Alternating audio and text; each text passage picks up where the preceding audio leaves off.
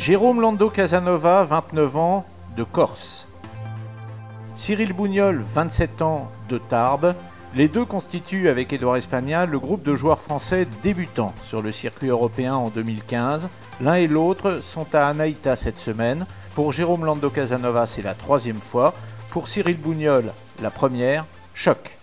C'est incroyable, donc déjà je suis très reconnaissant d'avoir été invité à prendre part à ce tournoi parce que c'est quand même le fin mot de l'histoire, on est invité pour être là cette semaine et donc un grand merci aux sponsors de la semaine et bien sûr l'endroit est incroyable, ce serait vraiment être difficile que de ne pas trouver cet endroit absolument incroyable, quoi. C'est vraiment le mot, quoi. Incroyable, c'est aussi le mot qui, mieux que tout autre, raconte la fin de saison, l'extrême fin de saison même de l'élève d'Olivier Léglise. Les 106, 107 et 108e trous de la finale des cartes européennes. Bogey au 16, Bougnol est encore joueur du circuit européen pour 2015.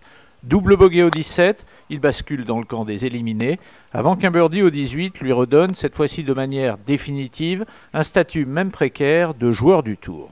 J'ai une carte l'année prochaine avec un droit de jeu qui va être assez limité du fait de ma catégorie.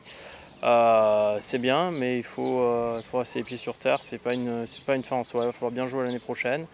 Et mon but, c'est de développer un niveau de jeu, quoi. Si je pars du principe que si j'arrive à développer un niveau de jeu dans une première étape de joueur de top 100 mondial, puis pourquoi pas de joueur de top 50 mondial, le statut, ça va se faire tout seul.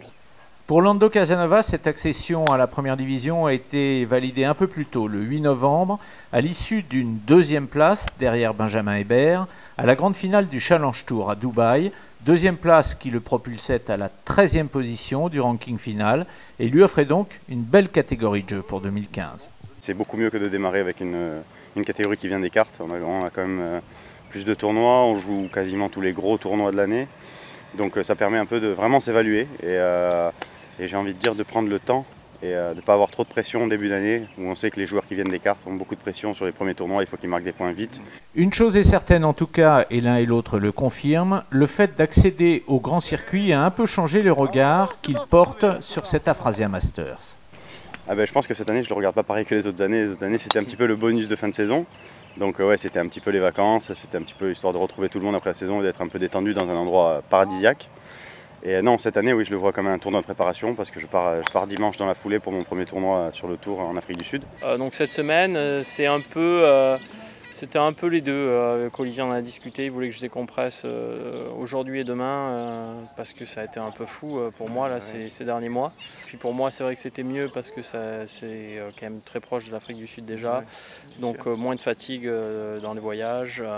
Ce mardi soir, les vraies choses sérieuses n'ont pas encore commencé. Nous sommes dans les Pro-Am, ces compétitions qui mélangent les pros et les amateurs et dans lesquelles, bien évidemment, les joueurs du circuit européen sont ceux qui sont les plus courtisés.